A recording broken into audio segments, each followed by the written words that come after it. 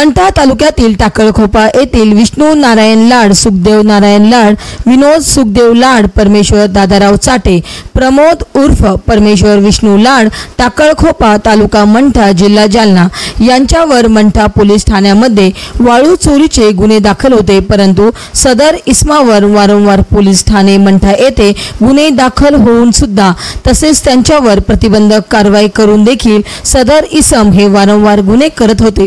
सदर वाळू माफिया यांच्यावर पोलीस निरीक्षक R.D. निकाजे यांनी पोलीस अधीक्षक कार्यालय जालना येथे सदर इसम जालना जिल्ह्यातून हद्दपार होण्याबाबत प्रस्ताव दाखल केले होते। सदर प्रस्तावावरून माननीय पोलीस अधीक्षक अजय कुमार बंसल यांच्या आदेशानुसार वरील इसम यांना जालना जिल्ह्यातून हद्दपार करण्यात आले आहे।